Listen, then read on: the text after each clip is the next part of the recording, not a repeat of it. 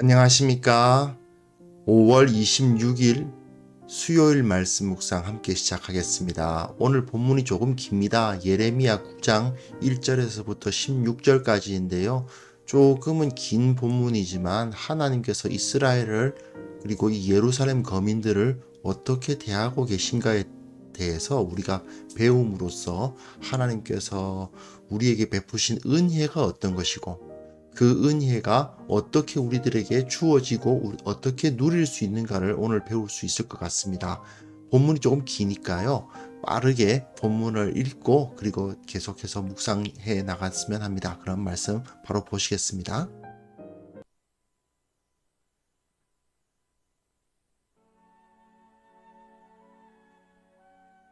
어찌하면 내 머리는 물이 되고 내 눈은 눈물 근원이 될꼬. 죽임을 당한 딸 내 백성을 위하여 주야로 울리로다.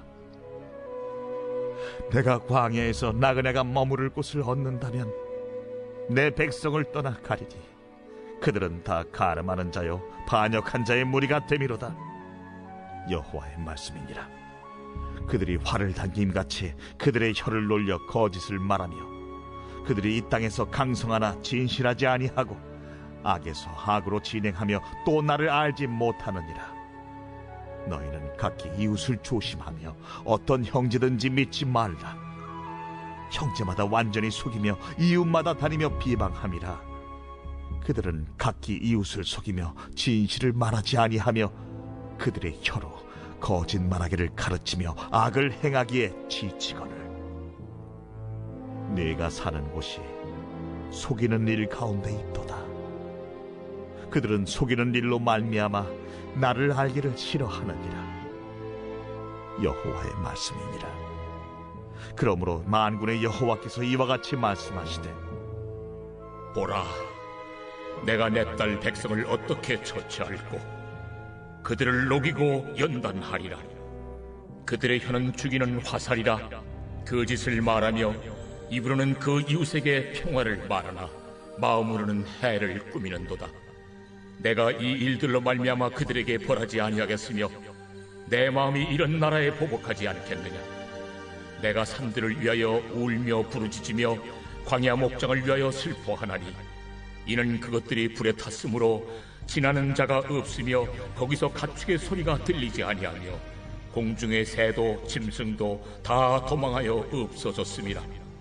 내가 예루살렘을 무더기로 만들며 승냥이 굴이 되게 하겠고 유다의 성읍들을 황폐하게 하여 주민이 없게 하리라. 지혜가 있어서 이 일을 깨달을 만한 자가 누구며 여호와의 입의 말씀을 받아서 선포할 자가 누구인고. 이 땅이 어찌하여 멸망하여 광야같이 불타서 지나가는 자가 없게 되었느냐. 여호와께서 말씀하시되, 이는 그들이 내가 그들의 앞에 세운 나의 율법을 버리고 내 목소리를 순종하지 아니하며 그대로 행하지 아니하고 그 마음의 완악함을 따라 그 조상들이 자기에게 가르친 바알들을 따랐습니다. 그러므로 만군의 여호와 이스라엘의 하나님께서 이와 같이 말씀하시니라. 보라, 내가 그들 곧 이 백성에게 쑥을 먹이며 독한 물을 마시게 하고 그들과 그들의 조상이 알지 못하던 여러 나라 가운데에 그들을 흩어버리고 진멸되기까지 그 뒤로 칼을 보내리라 하셨느니라.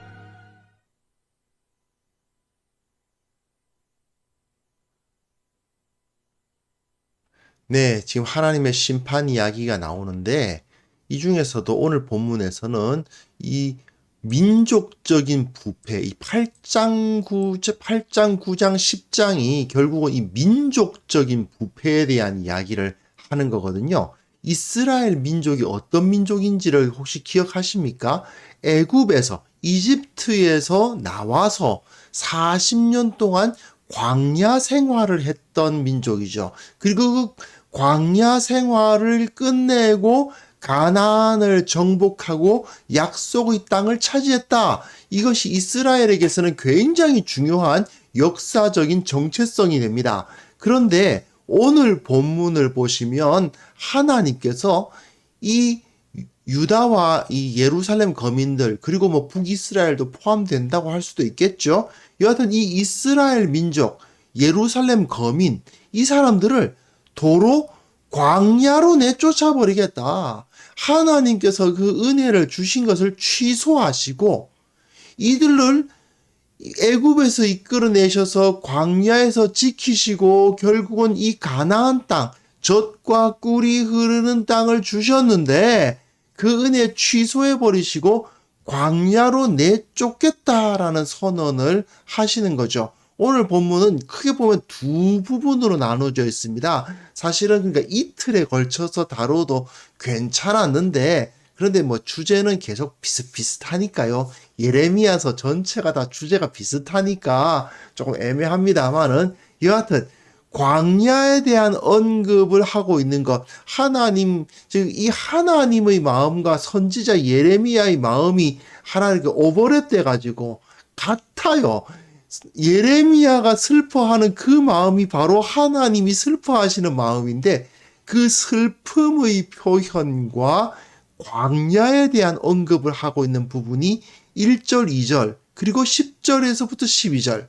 이렇게 먼저 슬퍼하고 광야 이야기하고 그 다음에 이스라엘의 심판에 대한 이야기가 나오고 그리고 또 슬퍼하고 광야 이야기 나오고 또 이스라엘이 멸망할 거다 그 이야기가 나오고 이런 식으로 되어 있거든요. 한번 보시죠. 자, 1절, 2절 보세요.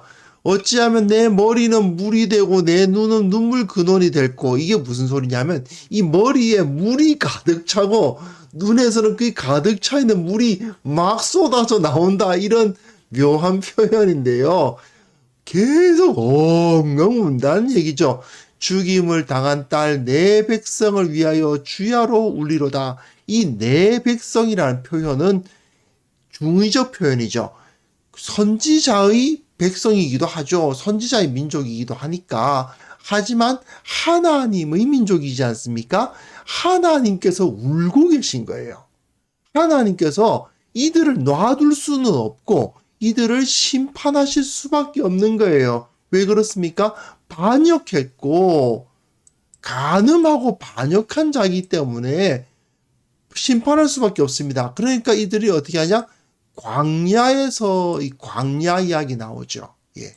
광야 이야기가 나옵니다. 하나님께서 슬퍼하십니다. 선지자도 슬퍼하고 하나님이 슬퍼하고 선지자의 마음과 하나님의 마음이 지금 동일해요.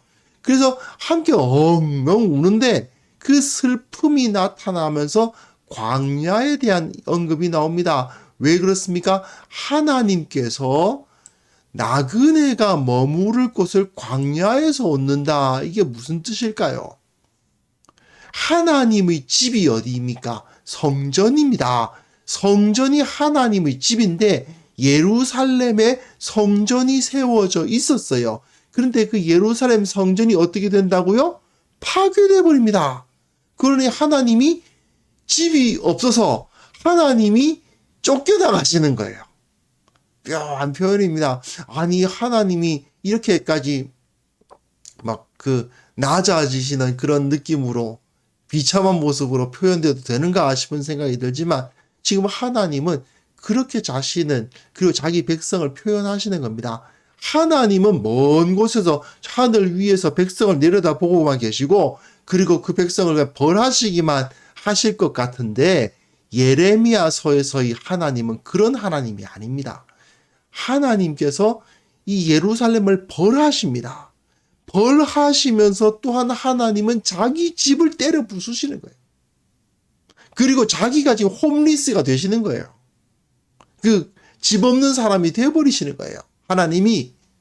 하나님이 노숙자가 되시고 하나님이 집 없는 사람이 되시고 그러면서 자기 백성을 둘 수가 없기 때문에 부숴버리시는 거예요. 그럼 그 고통, 자기 백성을 칠 수밖에 없는 고통, 그리고 자기 집을 무너뜨릴 수밖에 없는 고통이 하나님에 의해서 그리고 그 하나님의 마음을 그대로 반영하는 이 선지자의 마음, 이것이 그대로 나타나는 거죠. 결국 하나님은 자기 백성을 이렇게 치실 수밖에 없는 겁니다. 왜 그렇습니까? 범죄했으니까. 이 범죄한 자를 내버려 둘 수가 없어요. 그렇기 때문에 이를 이제 벌하시게 되는 겁니다.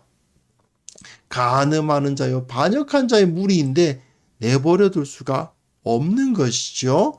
그 다음에 본문 보시면요. 하나님께서 말씀하십니다. 그들이 활을 당김같이 그들이 혀를 돌려 거짓을 말했다. 혀라는 표현이 그 다음 본문에도 또 혀가 나오거든요. 그들이 혀는 죽이는 화살이라 이게 돼 있어요. 혀라는 표현이 두 번이나 나오는데 이 3절에서부터 6절 그리고 7절에서부터 19절까지 혀에 대한 이야기가 두 번이나 나옵니다.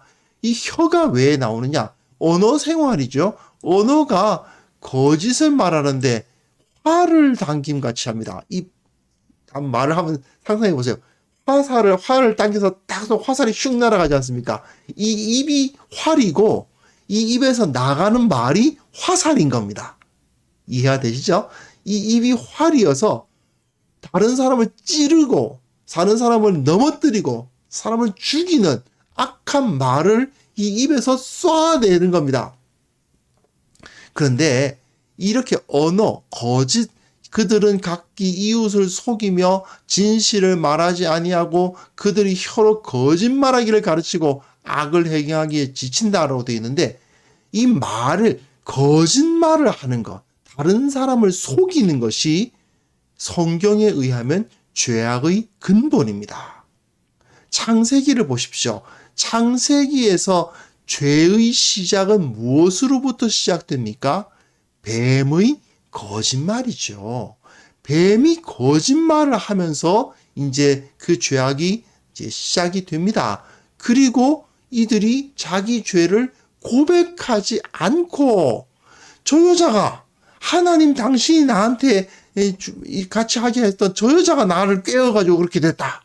이런 말을 하면서 말이 바뀌죠. 그뿐만 아닙니다. 아브라함이 이삭이 자기 아내를 누이라고 속이고 그리고 그 아들 야곱이 아버지를 속이고 형을 속이고 그렇죠. 그리고 그 야곱의 아들들이 그 세겜 사람들을 속여 죽일 뿐 아니라 아버지를 속여서 자기 동생을 팔아먹고 이런 그 창세기를 보면 그야말로 그 거짓말, 이 사기의 이야기거든요. 완전 사기치는 이야기로 가득 차 있지 않습니까? 창세기 이야기가.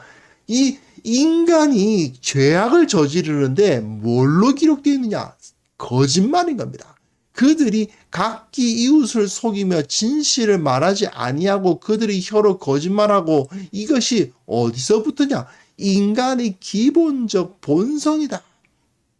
이스라엘은 하나님의 율법을 배움으로 말미암아 이러한 속임, 거짓말로부터 벗어나야 되지요? 그렇지 않습니까? 하나님을 믿는 사람들은 이런 거짓으로부터 벗어나야 됩니다. 그런데 이들이 어떻습니까? 각기 이웃을 조심해야 되고 어떤 형제든지 믿어서는 안 되고 언제나 속이고 이웃마다 다니며 비방하고 있으니 이들이 어찌 하나님의 백성이라 하겠습니까? 죄인들의 근본적인 모습은 거짓이에요. 거짓말하는 자는 죄인의 근본입니다. 그런데 이들이 그대로 그 죄의 뿌리라고 할 수 있는 이 속임이 그대로 그들에게서 나타나고 있으니 어찌 이들이 심판을 당하지 않을 수 있겠느냐는 것입니다. 그뿐만 아니고요. 또한 그들의 혀는 뭐라고요? 죽이는 화살입니다. 예, 사람을 죽이기까지 하죠. 만군의 여호와께서 이같이 말씀하시되 보라 내가 내 딸 백성을 어떻게 처치할꼬 그들을 녹이고 연단하리라. 녹이고 연단한다는 표현은 은을 이제 연단할 이것을 말해요. 전에 한번 제가 설명을 드린 적이 있었는데 은광석이 나오면 은광석에 전부 은으로만 이루어져 있는 것이 아니고 다른 불순물들이 많이 섞여 있지 않습니까? 놋도 있고 뭐 이제 철도 있고 뭐 놋도 있고 다른 광물도 있는데 거기에 일단 납을 섞어 가지고 함께 녹여서 은과 납의 그 합금이 은과 납의 합금 조금이 되면 그것이 이제 무거워서 아래로 가라앉고 나머지 물질들 뭐 철이니 뭐 노신이 한 여러 가지 아연이니 그런 나머지 광물들은 위로 뜹니다. 그러면 떠오르는 것은 걷어내버리고 아랫부분 이 은만 뽑아내게 되죠. 녹이고 연단한다는 것은 뭐냐 하면 이들이 이렇게 뜨거운 열을 가해가지고 엄청난 고난을 가해가지고 납을 섞어서 엄청난 고난을 가해가지고 가라앉혀버리겠다. 그래가지고 어떤 녀석이 진짜 은이고 어떤 녀석은 찌꺼기인가를 구분해서 찌꺼기들은 다 내버리겠다라고 말씀을 하시는 겁니다. 그들의 혀는 죽이는 화살이라. 거짓을 말하고 입으로는 그 이웃의 평화를 말하나 마음으로는 해를 꾸미는 이런 거짓된 자들이 있다 이거죠. 내가 이 일들로 말미암아 그들에게 벌하지 않겠느냐? 내 마음이 이런 나라에 보복하지 않겠느냐? 보복할 수밖에 없다는 것입니다. 하나님께서는 다 이것들을 다 무너뜨려 버리시겠다는 거죠. 그것을 위해서 하나님이 우선 1절 2절에 나와 있죠. 뭐라고요? 하나님께서요. 광야에서 나그네가 머무를 곳을 얻겠다. 이게 무슨 소리라고요? 성전 부숴버리고 하나님이 내가 이 내 백성 유다와 예루살렘을 벌하겠다. 벌하기 전에 내 거부터 부수지. 이렇게 말씀하시는 거예요. 너네들이 내 거라고 바쳐놓은 이 성전부터 부숴버리고 그리고 내가 너희들 전부 다 밀어내버리겠다. 예, 굉장히 강력한 말씀입니다. 그리고 하나님도 고난당하러 갈 테니까 너희들은 이제 나한테 녹이고 연단하니라. 뜨거운 불로 인한 불시험을 너희가 당할 준비를 해라.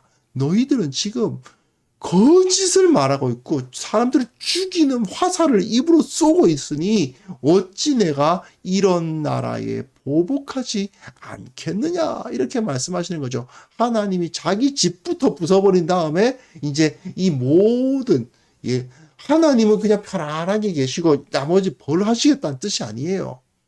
마치 도저히 안 되겠다.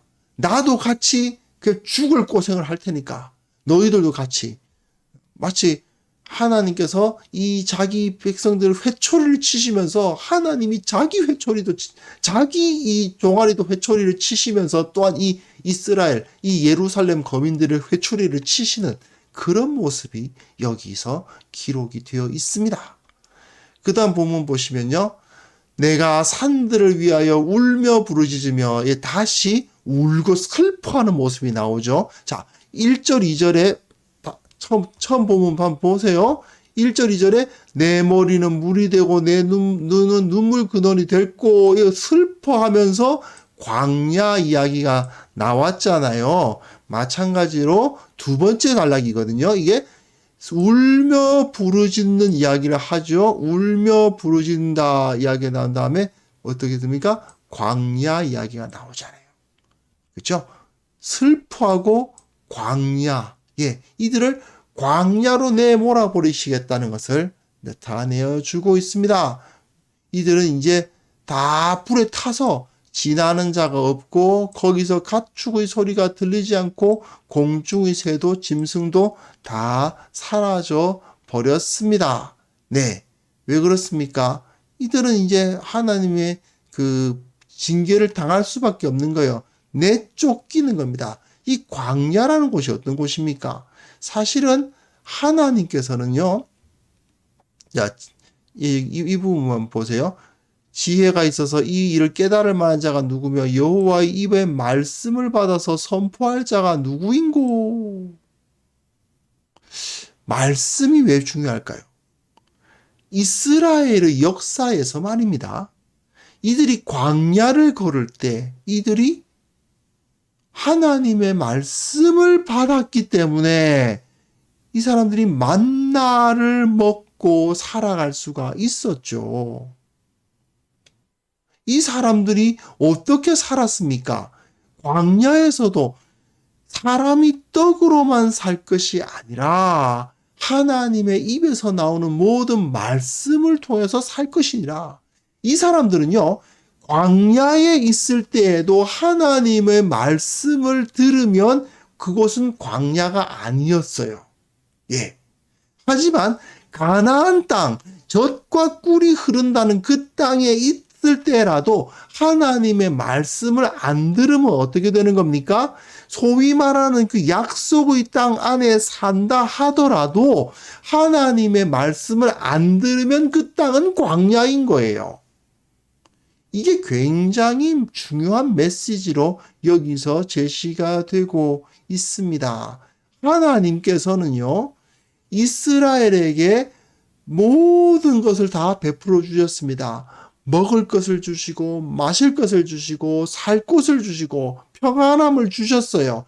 하지만 그것은 그 땅, 가나안 땅에 들어가서만 가능한 일이 아니었고요.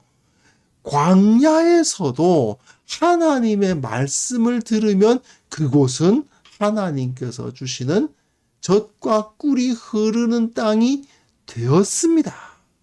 그런데 이제 어떻게 됩니까? 이 사람들이 하나님의 말씀을 받아서 선포할 자가 없다 보니까 결국 이 땅이 뭐가 돼요? 광야같이 불타죠. 네, 울며 부르짖으며 광야 이야기 하잖아요. 역시 광야같이 불탄다라는 말을 하고 있죠. 네, 결국은 광야는 어디가 광야입니까? 지리적으로 그 이스라엘 남쪽에 있는 네게브라고 불리는 그 광야만 광야가 아니고 하나님의 말씀이 없으면 그곳이 광야인 거예요. 하나님의 말씀이 있으면 물도 없고 풀 한 폭이 안 나오는 곳이라 하더라도 그곳은 하나님의 임재하심이 있으면 그곳에서 하나님이 먹이시고 입히시고 기르시기 때문에 그곳은 광야가 아닌 것이죠. 뒷부분 보시면요. 또 하나님께서 말씀을 하십니다. 내가 그들의 앞에 세운 나의 율법을 버리고 내 목소리를 순종하지 아니하며 그대로 행하지 아니하였기 때문에 그 마음의 완악함을 따라 그 조상들이 자기의 가르친 바 바알들을 따랐기 때문에 우상숭배를 하지요. 우상숭배를 왜 합니까? 죄를 범했거든요. 하나님으로부터 벗어난 죄인들은 하나님을 배제하면 다른 가짜 하나님을 섬길 수밖에 없어요. 인간이란 원래 그런 존재거든요. 사실 율법을 가만히 읽어보시면 율법은 오히려 종교를 반대하는 듯한 느낌이 듭니다. 그 당시의 사람들은 신들은 당연히 여러 신들이 있는 거고 많은 신을 섬길 수 있으면 최대한 많은 신을 섬겨야 자기가 안전해질 거라고 생각했던 사람들이죠. 그런데 하나님은 그게 아니다. 나 이외에는 다른 신을 섬기지 마라. 모든 다른 종교 전부 다 제거해버리라고 말씀하시는 거 아닙니까? 인간이 거짓된 종교는 다 제거해버리고 오직 한 분, 하나님만 섬겨야 되는 거죠. 그렇게 했을 때에 이 사람은 오히려 참된 자유를 얻을 수가 있습니다. 근데 이 사람들은 뭐 해요? 바알들을 따라요. 하나님은 안 따랐을까요? 천만에요. 하나님도 섬기고 바알도 섬기는 겁니다. 그러니 신들이 많으면 자기가 안전해지고 평안해질까요? 천만의 말씀이죠. 오히려 신들이 많아짐으로 말미암아 자유를 잃어버리고 결국은 망하게 됩니다. 그러니 하나님께서 어떻게 말씀하십니까? 만군의 여호와 이스라엘의 하나님께서 말씀하시기를 보라 내가 그들 곧 이 백성에게 뭘 먹이겠다고요? 쑥을 먹이겠다. 이게 쑥이거든요. 우리나라에서 나는 쑥하고는 다르고요.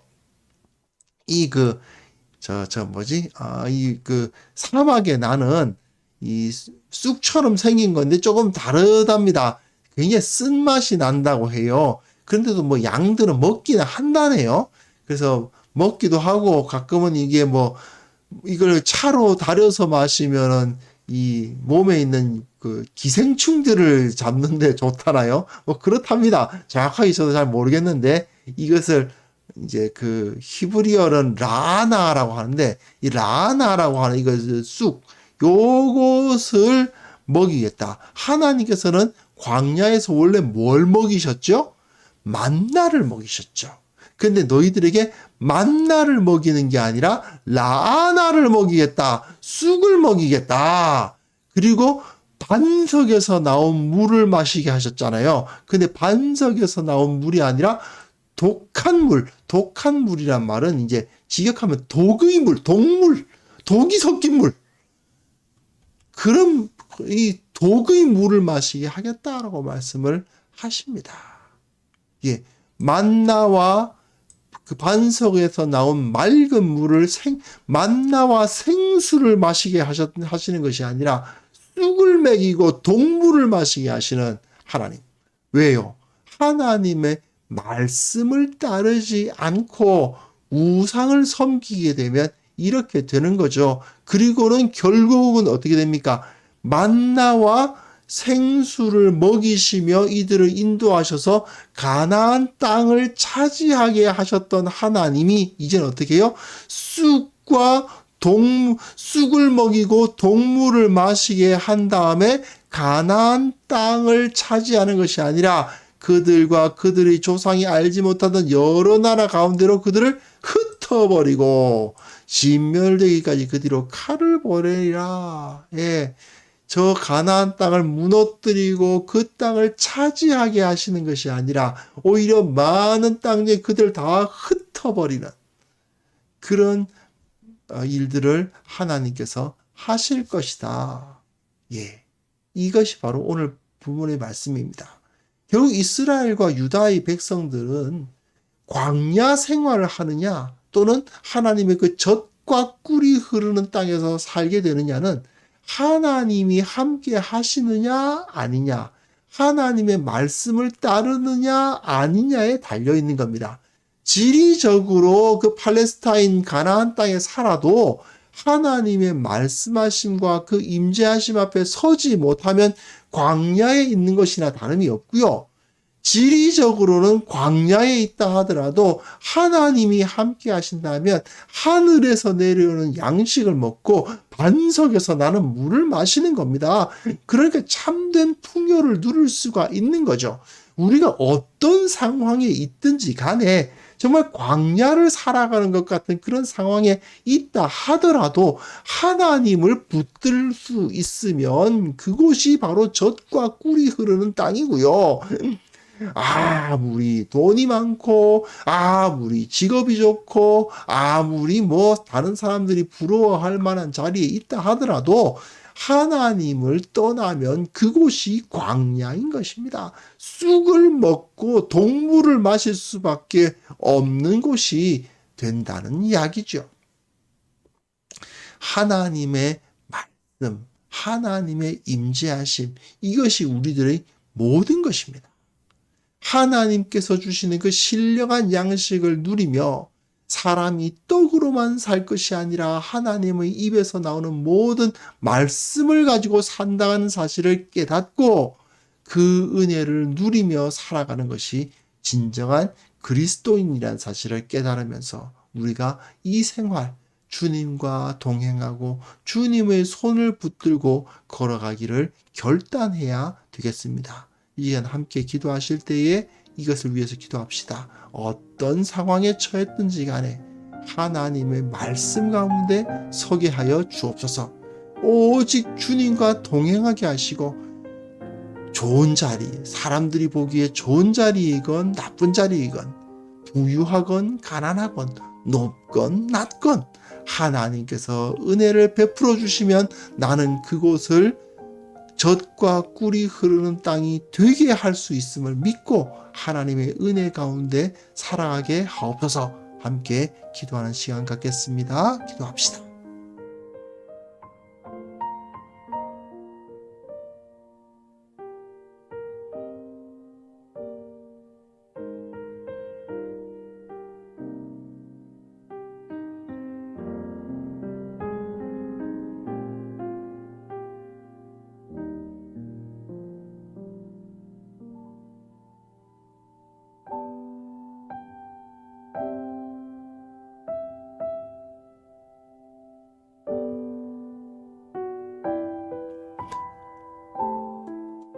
하나님 아버지, 우리가 편안한 데 있든 고생스러운 데 있든 가난한 데 처하든 부유한 데 처하든 유명한 자리에 있건 무명한 자리에 있건 오직 하나님의 말씀 가운데 서게 하여 주시고 주께서 주시는 그 은혜만을 만끽하게 하여 주옵소서. 정말 광야를 걸어가고 있는 것과 같은 삶을 산다 하더라도 주님께서 함께 하신다면 만나와 반석에서 나오는 생수를 마시며 참으로 기쁨을 누리며 살아갈 수 있음을 믿음으로 받아들이게 도와주시고 내 삶의 본질은 주님을 섬기는 데 있다는 사실을 온전히 확신하며 살아가게 하여 주옵소서. 그리스도인들은 주님을 섬김으로써 살고 나의 삶의 핵심은 오직 하나님의 말씀에 있다는 사실을 결코 잊지 아니하고 오늘 하루도 이 사실을 되새기며 살아가는 우리 귀한 성도들 다 될 수 있도록 도와주옵소서. 특별히 한국 교회를 위해서 기도합니다. 교회의 본질이 무엇인지 깨닫게 하여 주옵소서.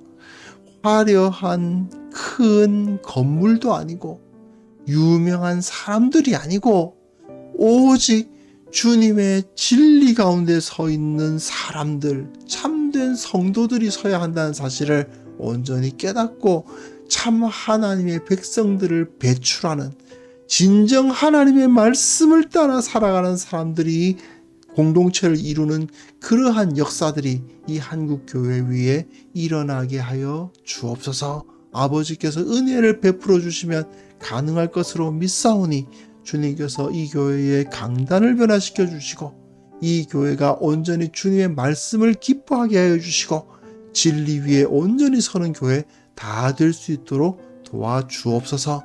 오늘 하루 주님의 그 은혜를 갈망합니다.